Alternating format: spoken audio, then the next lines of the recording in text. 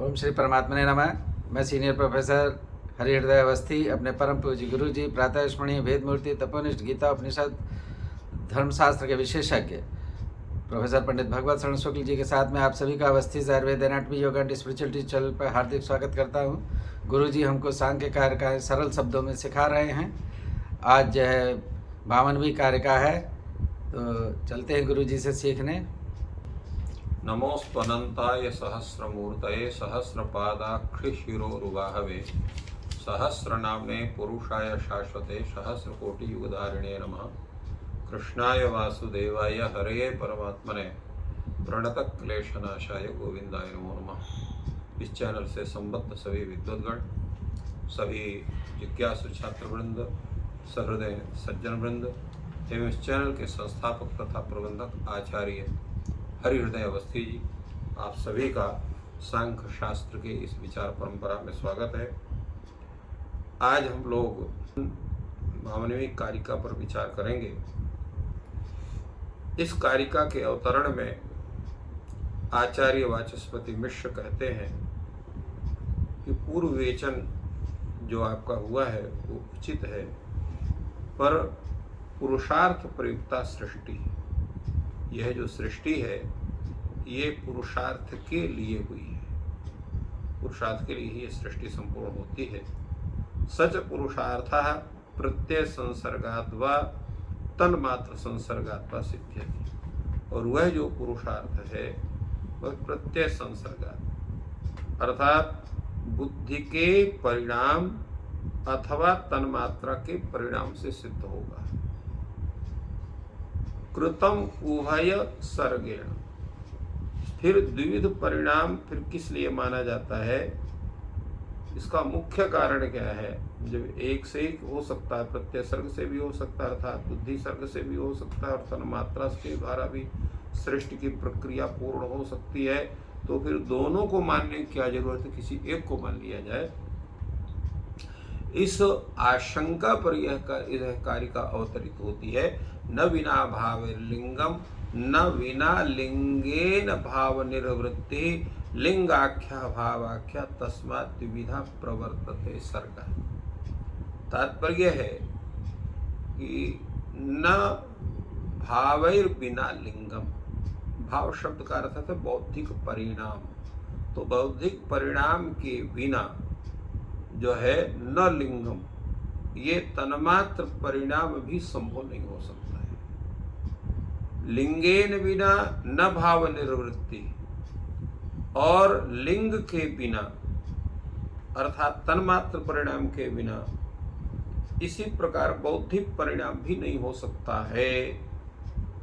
तो इसलिए इसका तात्पर्य क्या हुआ कि जो लिंगाख्या भावाख्या, जो तन्मात्र परिणाम है वही बौद्धिक परिणाम है, दोनों एक ही चीज है।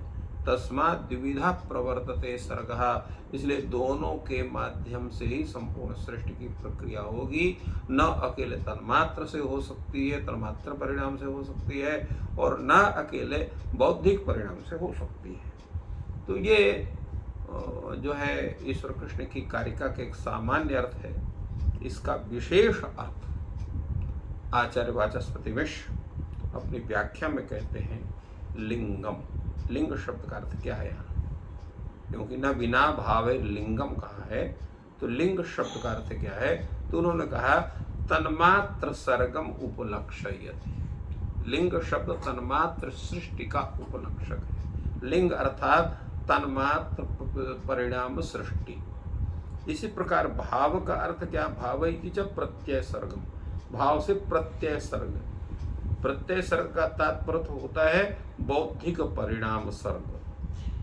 तो एतदुक्तम भवति तन्मात्र सर्गस्य पुरुषार्थम साधनत्वं स्वरूपं च न प्रत्यय सर्गात् विना, अर्थात तन्मात्र सृष्टि का पुरुषार्थ साधनत्व और उसका स्वरूप बिना प्रत्यय सर्ग के अर्थात बौद्धिक सृष्टि के बिना संभव नहीं है।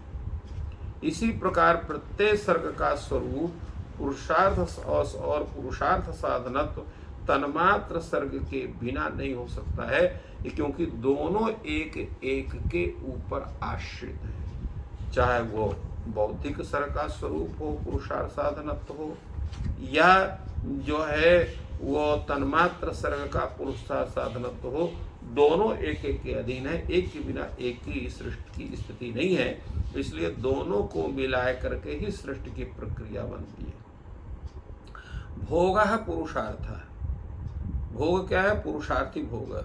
न भोग्यान शब्दादीन भोगायतनम शरीर द्वयं चांतरेण संभवती। तो जो वो पुरुषार्थ जो है, जो भोग्य शब्द स्पर्श रूप रसगंध है, और भोगायतन ये जो शरीरत्व है, एक सूक्ष्म शरीर एक स्थूल शरीर, उनके बिना भोग पदार्थ का भोग्य नहीं हो सकता, उसका पुरुषार्थ का भोग नहीं बन सकता है। इसलिए दोनों की आवश्यकता पड़ती है, पंच तन्मात्राओं की भी आवश्यकता है और जो है बौद्धिक परिणाम की भी आवश्यकता है। तो इसलिए तन्मात्र सर्ग से तन्मात्र सर्ग है। एवं स एव भोगा भोग साधनानि इंद्रियाणि, और वह जो भोग है, भोग साधन जो है जिनके माध्यम से भोग होता है वो कौन है? इंद्रियां। तो इंद्रियाणि अंतःकरण, और अंतःकरण अंतःकरण के विषय में जैसे आप लोगों को कई बार बताया गया है कि बुद्धि, अहंकार, मन और चित्त ये अंतःकरण है। तो इनके बिना जो है भोग भी, भोग साधन रूप जो इंद्रियां हैं और अंतःकरण हैं, उनके बिना भोग भी नहीं संभव है। न च तानि धर्मादीन भावान बिना संभवंती, और वो भी जो है इंद्रियां भी जो हैं, वो जो साधन है वे भी धर्मादि जो तन्मात्रा बिन उसके बिना संभव नहीं है। न च अपवर्ग हेतु विवख्याति उभय सर्गम बिना, और जो अपवर्ग हेतुता है, विवेक ख्याति की जो अपवर्ग हेतुता है, वो बिना दोनों सर्गों के जाने संभव नहीं है। इत्युपपन्नः उभय विधा सर्ग, इसलिए दोनों को मिला करके ही सृष्टि की प्रक्रिया बनती है, केवल एक के परिणाम से संभव नहीं। आगे इसी को और स्पष्ट करते हुए आचार्य वाचस्पति कहते हैं, अनादित्वाच्च बीजांकुरवत नानुन्याश्रय दोषम आवहति। प्रश्न ये हो सकता है कि जब तन्मात्रादि के बिना जो है, तन्मात्रादि परिणाम के बिना बौद्धिक परिणाम नहीं बन सकता है, बौद्धिक परिणाम के बिना तन्मात्रादि परिणाम नहीं बन सकता है, तो दोनों में जैसे पहले वृक्ष हुआ कि पहले बीज हुआ कि ये जो चक्र चलता है, तद्वत यहाँ पर भी उत्पत्ति रूप यहाँ पर अनुन्याश्रय दोष हो जाएगा। तो इसलिए अनुन्याश्रय दोष हो गया यहाँ पर। तो कहा अनुन्याश्रय दोष यहाँ नहीं होगा। क्या क्यों नहीं होगा? कल्पादव प्राचीन कल्पोत्पन्न भाव लिंग संस्कार वशात भाव लिंग यो उत्पत्ति न अनुपन्ना इति सर्वम अवदात। उसका कारण यह है कि भाव और लिंग की जो सृष्टि है वो अनादित्वात् बीजांकुर अनुन्याश्रय दोषम आवादि। अनादि भाव और लिंग की सृष्टि अनादि होने के कारण बीज और अंकुर की उत्पत्ति का जो समान अनुन्याश्रय दोष है, वह दोष यहाँ नहीं होता है। उसका कारण यह है कि कल्प के आरंभ में, पूर्व कल्प में जो उत्पन्न भाव थे, जो लिंग थे, उनके सूक्ष्म रूप वहाँ उपस्थित रहते हैं। तो उनके अब उस उपस्थित होने के कारण भाव और लिंग की उत्पत्ति जो है वो असंगत नहीं हो सकती है, इसलिए वह स्पष्ट है।